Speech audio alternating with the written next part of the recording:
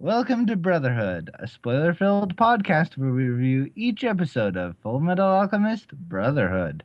My name is Timothy MacArthur, the taller brother. And my name is Dylan MacArthur, the older brother. Today's episode, Those Who Lurk Underground. The only reality TV show where all the actors and actresses are naked. Ew, gross! Wait for it. Mole rats.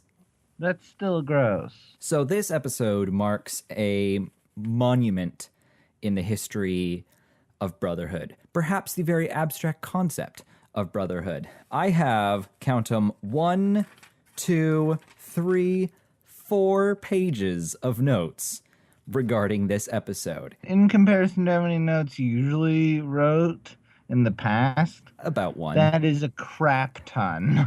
So yes, this is a momentous occasion. Our first scene that we get in this episode is Roy walking down the hallway as people are whispering behind his back, being like, the quicker they rise, the harder they fall. And, you know, whatever gossip and stuff like that. Happens The note that I have military here. base or whatever, I don't know. Yeah, because he's being upgraded to a new position within the military that is going to require him moving and, you know, military gossip. It's what happens. The note that I have here is, if you want to say a lot with a scene, but you want to save money, one thing that you can do is you can draw it out like a tapestry and just stylize the drawing so that whatever information has to be conveyed is built into the drawing, because there is basically no motion in this scene of him walking down the hallway. That is all just one drawing that is being moved across in sync with Roy's motion. It gets across everything that you need, but it saves a lot of time and money in terms of production. It's still pretty good. I mean, it's super effective. The next scene is a little less effective.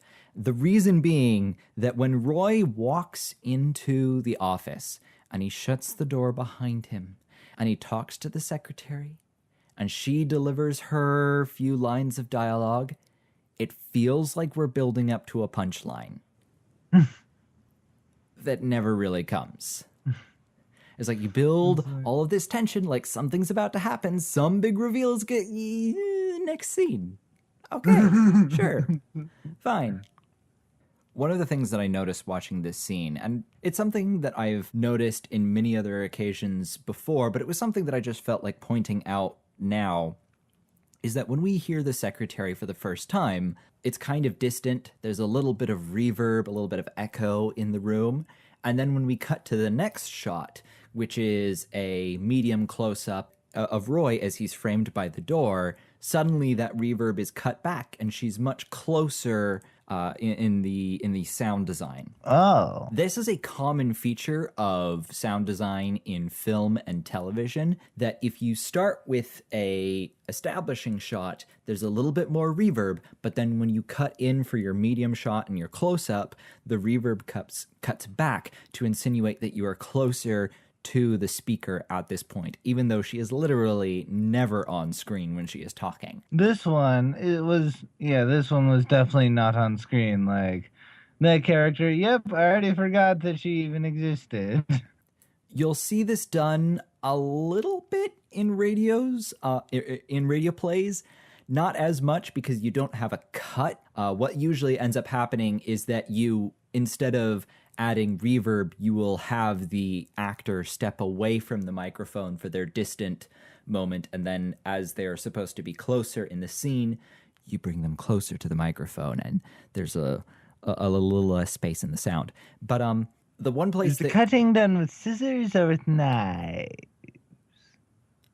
Scalpels. Okay. One place that you don't see this as much is in theater, where they basically add reverb never, unless they really want to add an ethereal kind of effect to it. It just doesn't happen in theater, but film and TV all the time. Okay.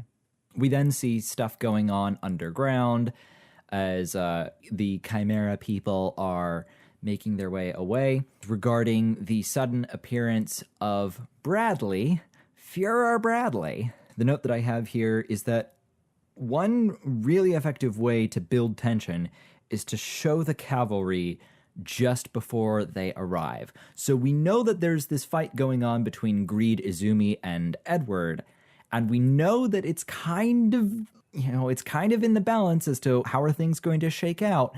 But now we've got the people who are on our side. They're coming to save the day, but they're not quite there. That is one really effective way of building the tension, showing there's a chance that our heroes could make it, and it's right outside the door, but they just haven't gotten inside yet. Okay. Nothing else that you want to say about that? No. Okay. There's a spoiler that I'm trying not to say, so I'm just going to say that. Okay. On to Greed v. Edward v. Izumi. Now that we've had a few episodes with her, and now that she is an established character rather than a new character, I love Izumi. Hooray! She's great. Yeah. Getting to this point was a little rough, but now that I'm here, I'm glad that she's a part of the story. She makes for an interesting character to a certain degree. And then the cavalry arrives, and the red shirts all point their guns at Edward and Izumi while they're still in the room, and they cock their guns. They know who they're aiming at. Like, why would they do this? There's no reason that they would do that in their own world. The reason that this moment exists in terms of the narrative is so that the filmmakers can signal to us, the audience, that things are about to get real and things are about to get violent.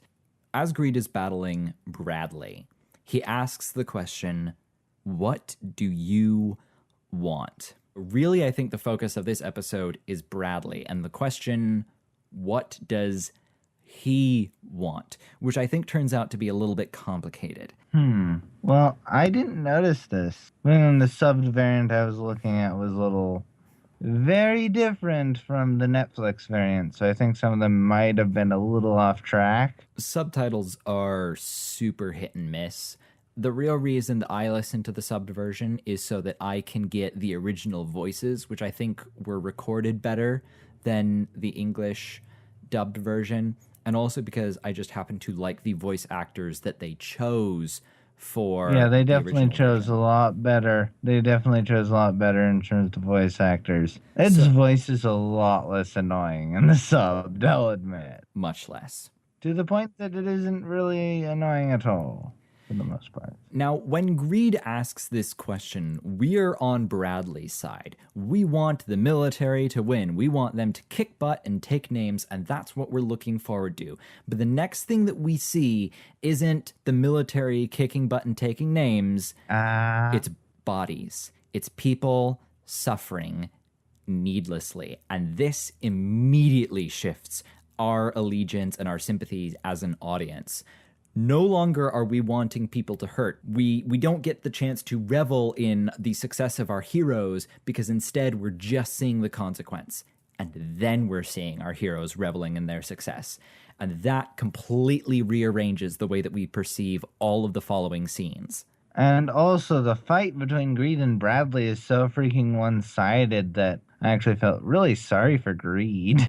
Ultimately, I think it makes for a much more enriching and engrossing experience because it's not one-sided. There's, there are twists. There's a little bit of gray and there's a little bit of mystery. We're not quite sure why we root for these characters yet and why we're a little unsettled by the military, but we're going to find out. And that question engages us and pulls us deeper in. Okay.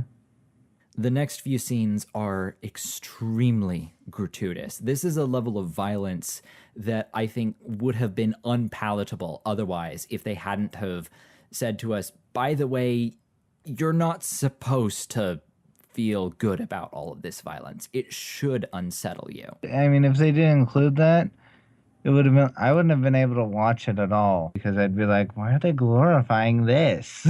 We see Roa fighting, of course. Who else would he be battling but the other muscly Armstrong dude that we call Armstrong? Of course. Like, what else? Like, what else would we expect? Makes for a pretty epic fight, though. Short fight, but epic. It's kind of interesting because they're both characters who clearly delight in their physicality. This is where the violence is enjoyable. I recognize that the fight between Roa and Armstrong. It kind of reminded me of, in a way, of a fight between Batman and the Joker, because one, Roa seems to be a lot more reserved. His tool set is more so about just getting the job done, whereas Armstrong is a heck of a lot more showy. This is a technique that was passed down my family for generations. And Roa's just like, I don't care. It's funny how Armstrong, he seems to equate violence with artistry. Like the two are synonymous in his mind. There's another interesting parallel there. For the most part, Armstrong and the Joker are nothing alike, but in some ways they are. In terms of their love of their own individual craft. The Joker, his craft is comedy. Armstrong, he's more of a well-rounded person, but I would say that his craft in general is fighting. He kind of reminds me of a medieval knight or a Renaissance man in that he takes a pride in how well-rounded he is, in how he treats everything as fine art. He treats fighting as fine art. He treats painting and speaking as a fine art. He treats his own hair as a fine art. And apparently also treats his face as a fine art, because he'll put it pretty much everywhere using alchemy. Everyone has their own vices. His vice is vanity. But we forgive him because he's actually good at what he does. Yeah, he's definitely good at what he does. If he weren't good at what he does, he'd be annoying. Bradley rips off his eye patch and we see the ultimate eye, which becomes a feature for the rest of the episode. My favorite moment of which is when he faces off against Roa. Roa's like, I'm going to punch you in the face. And Bradley like, says, nope. Nah, girl. Let me tell you what's actually going to happen. We don't see what happens, but what we see is the camera move in on Roa's eye, in which we see the reflection of Bradley, who does a swipe, and what happens is Roa's eye ends up getting cut into quarters, which then shatter and, fall down. My goodness. It's more about the violence is there in this case to make you feel for these characters. The reason for this shot is it's an eye versus eye. We know that Bradley has the ultimate eye, and this guy, he's got just this measly mortal eye. Bradley is the one who has the upper hand because he has the superior eye. Like I said, it's eye versus eye, and Bradley is going to win in this case every time. Well, yeah, in every case of eye versus eye, Bradley's going to win. Which I have another note about later on. Like I said, Bradley is basically the whole reason for this episode. After Roa and Dolcetto, who basically exists in this episode to die. Oh, no. No. He helps. No, that's not true, because Dolcetto helps Roa escape from those guards at some point. Yes, thank you. I was just about to correct Black myself. Ops people, I think, is who they were. And so he doesn't serve the purpose of dying, thank goodness. In fact, I like that scene. I really thought there was a certain weight to it. It's especially ludicrous because there are a bunch of soldiers who are machine gunning through this tiny bit of hallway every which way. They're dead. Like, there's no contest. All three of them, Roa, Dolcetto, and Armstrong, would be dead. But, whatever. Steam has this magic ability to divert bullets. But you're right. You're absolutely right to call me out on that. Dolcetto does serve an important purpose in this show. We do come to care for him by the time that he is finally offed by Bradley fairly quickly in the next scene. I especially feel sorry for Martell, because she basically got to hear and see and all that her friends dying, and then she's just offed. But what a beautiful setup for conflict we have there. Whatever happens in this three-way conflict is going to speak volumes about the characters who survive, because at least one is going to die. We know that. There's no way that all three of them are going to come out. Yeah, I love the conflict. But there's a question that is immediately brought in, which is, will Al survive? And by goodness, do I love this setup. Because we identify with all three of these characters. That can't be good for him. Oh, that kid's got PTSD up the wazoo. But yeah, that's my point. that's going to be the show title. There's no escape. PTSD up the wazoo. Okay. I have yet to say that about any show title that has actually officially become the show title. But I've got a feeling this will be it. No, there is one. Full Metal Alchemist. Okay, yeah, maybe. That was pretty much it. That was the only one that you were like, that's gonna be the show title, and it became the show title. After that delicious triple layer cake of conflict. And blood. Yeah, that too. It was a red velvet cake. Some of that blood lands on... That's what I'm here for, ruining birthdays for all time and all eternity. Some of that blood lands on Alphonse's blood seal. You ruined my appetite, Dylan. Again, that's what I'm here for. And okay, it's back. Suddenly, Al remembers, and we have this flashback to when he got to see truth, and he got to go through the gate and learn all sorts of stuff. The note that I have about that is that they both saw their mother at the end. Or, rather, they both thought that they saw their mother. Why did they think that it was their mother that they saw at the end? Don't tell me. No comment. But I am dying to know. Also, another big question, why did his mother turn out to be another version of him? No comment. Really interested to know. Although my guess is that it's because truth is everyone, and therefore what he would see would at least in part be him, because he is one of the people who, he is one of the people that pulls him in and rips him apart, as we have established earlier. That's not a particularly well-founded guess, but that's all that I have to go on right now. Very interested to see where they go with this. Okay, I took my hand off my mouth. Hiromi Arakawa's greatest achievement, I think, with this story has to be the consistency and the intelligence which was put into the world building. I believe that at one point what she said that what interested her about this story and what made her want to do it was being inspired by her experience working on a dairy farm with her parents, who worked really, really hard and only got so much out of it. This idea that in order to get something, there has to be an equivalent exchange. And taking just that little kernel of an idea, which, my parents worked really hard and it only resulted in so much. I want to turn that into a story, which, she built an entire world which is based off of this one simple principle. It's consistent, it's engaging and intriguing. My goodness, she did a good job with this. She did.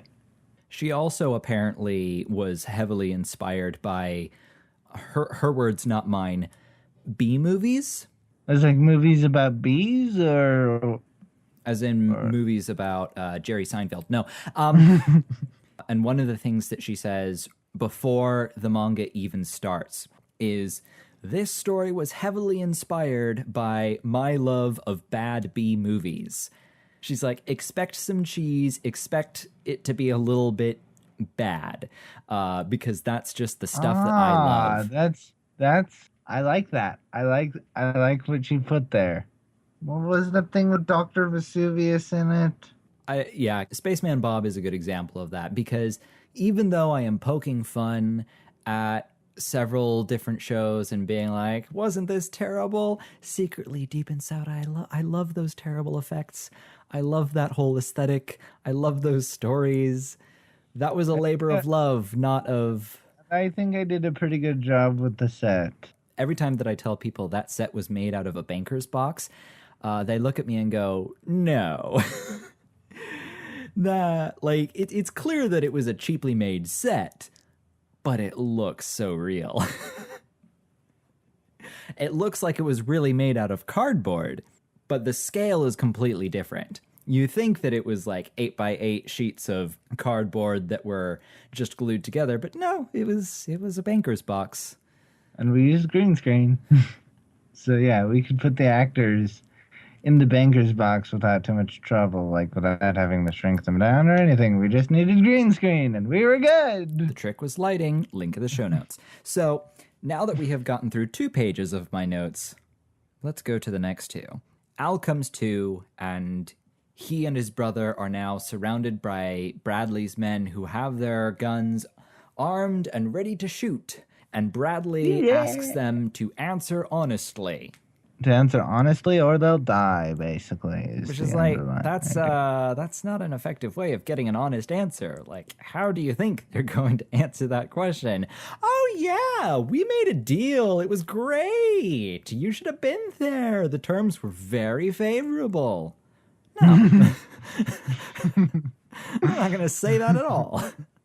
And that is if they made the deal. It's like, if they made the deal, you're basically giving them incentive to lie.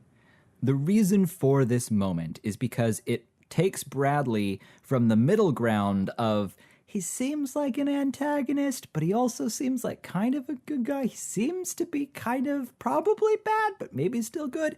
This puts him squarely in the role of antagonist now. There is no doubt he and the Elric brothers are fully in conflict with each other now, which is exciting. But in the very next line, he diffuses the conflict and contradicts himself by saying, yeah, whatever, I don't really care that much. Bradley is an interesting villain who I suspect, and you may say nothing about this, but I suspect he may be playing 2 different roles for 2 different sides. No comment. I love this character. It could turn out that that we're just being fed these red herrings and we're going to turn out, nope, he's fully on the side of the other homunculi and he's working for father, and there's no 2 ifs, ands, or buts about him. And it would be fine because we're seeing that clearly this is a man who can think something and do something completely different. Like that one time when he said, yeah, I'm getting old and, might not be able to move as well. And then basically creates a sonic boom trying to chop Greed's face off. This is how you make an interesting character. And this is the whole idea behind subtext, is that what a character says doesn't necessarily reflect what they're thinking. In this case, Bradley seems to have a penchant, would that be a good way of putting it, for lying to a certain degree. He's a good actor. One split second, he's a little ways away from Greed. The next split second, he's in front of Greed, and Greed has a missing arm. Hooray! Such a good villain. And there's more that we have to say about him later on. The next scene, he's talking to Izumi, and he offers her a job as a state alchemist. And she, she's embarrassed about it, and she says, no, you don't want me. I'm just a housewife. I couldn't possibly be useful to y'all. Wink. And and then I like this part because Bradley's like, well, where you get a close-up of his eye patch. I was like, oh my gosh. I get the feeling that the power of the ultimate eye isn't just that it can sense what is about to happen, but that it can see intention. I don't know if it senses one's intention or anything. I think it just notices every physical variable that is there. After that, Armstrong realizes that he has yet to tell the Elric brothers about Colonel Hughes, which is stupid. Yeah. He gives them some solid advice, which is basically, be careful. Don't get yourself killed. And then he walks off, still having not told them about Colonel Hughes. which is dumb, but I guess it would have taken more time, and that's why they did it. Time, screw time. He could have just been like, I'm sorry, but Colonel Hughes is Is gone. dead. And you don't even have to do anything after that because that's a nice dramatic moment. We're already at the point where we have reached the climax of the show, or at least we feel like we have reached the climax of the episode. So we're just waiting for the wrap up at this point. Maybe not have him go, Colonel Hughes is gone. I mean, yeah, Because that that sounds. exact line would be a little bit lame, Maybe but you have know him what I mean. say, maybe have him say something like Colonel Hughes is, and then have like Alphonse or Ed say something along the lines of, "Wait, what happened?" Yeah, and that would be perfectly fine, especially I because think that would work a lot better. I agree that that would convey all the information we need because we don't need to hear that Colonel Hughes is dead. We already know that. We just need to make sure that the Elric brothers know before they do something stupid, which they inevitably will at this point. Something's going to happen where they assume Well, I that don't know Colonel if they're Hughes is going to still do alive. anything. I Don't you think dare say, nope, nope, nope. You are not allowed to say anything. Remember, I am the person who doesn't know what's going to happen next. That is my role in this show. okay, zipping my mouth shut. My role is to make really good guesses about things that I know nothing about.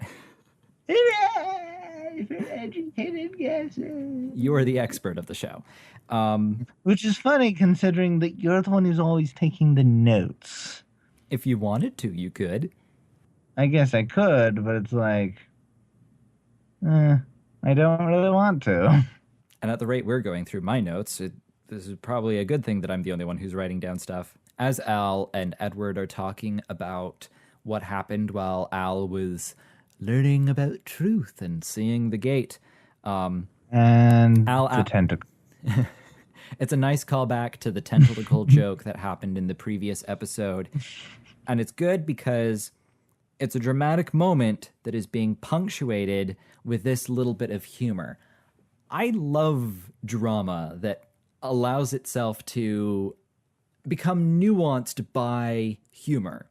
I think the lack of music with that humor actually makes it work at that point. It's so much more human. Yeah, I know. It feels very human with the lack of music.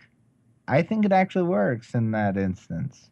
It's the sort of thing that you can imagine two brothers who are good friends with each other and who have known each other all their life. That's what they would do. They would reference a joke that had happened earlier, and it's just so real. The next note that I have, when we cut to the next scene, underground somewhere, we meet a character who is referred to as Father. Probably because everything about his wardrobe, it's supposed to hearken to the Western idea of God. He sits on a throne in white robes with this magnificent beard and this deep voice declaring to his children what they should do. That, if it's not intentional, then I don't know what is. Theory that you may say nothing about. He looks suspiciously like Hohenheim. And we're moving on. So, as Greed is being lowered into the pit of destruction, he delivers all sorts of wonderful one-liners like, I hope I upset your stomach, Father, and what a way to go. He is this close to turning into Deadpool. Yeah, basically. Greed is far too compelling of a character to shove off after 1.5 episodes. No comment. Like, it's frustrating. I feel like that's my catch line for this entire series. No comment. I feel like the freaking CIA or something of I am not allowed to comment because you aren't allowed to comment. You're just supposed to guide me in the right direction. I feel like do that. Okay, Tiffany, whatever you say. I'm my own free spirit. I can do what I want. You wish. When this character isn't saying, I want money, I want power, I want all these things because that's my character and that's what I'm supposed to want, that's not how you develop a character. The way that you develop a character is by having them say something that seems to go against with what they're doing. which he definitely does in this instance, shouting out all sorts of clever witticisms. He's so engaging and so interesting that it feels like a shame to lose him so soon.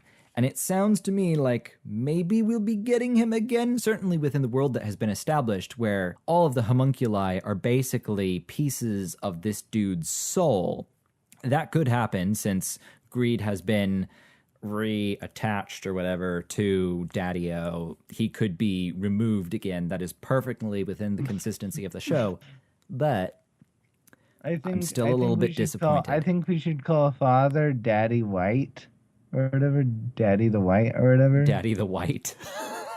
No, Timothy, we can't call him Daddy the White. We have to call him Gandalf the White. Evil Gandalf. Evil Gandalf the White. Nope, too late. Gandalf the White. So. No, we need to call him Evil Gandalf the White. Evil Gandalf the White. Nega Gandalf the White. Yes! Yes! Nega Gandalf the White.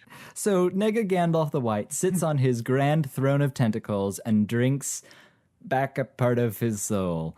Question that you may say nothing about, but which is immediately brought up when Bradley says, by the way, this woman I was talking to, she'd also make a great sacrifice. What does seeing truth have to do with being a good candidate for a Philosopher's Stone? No idea, but I'll be interested to find out in the future.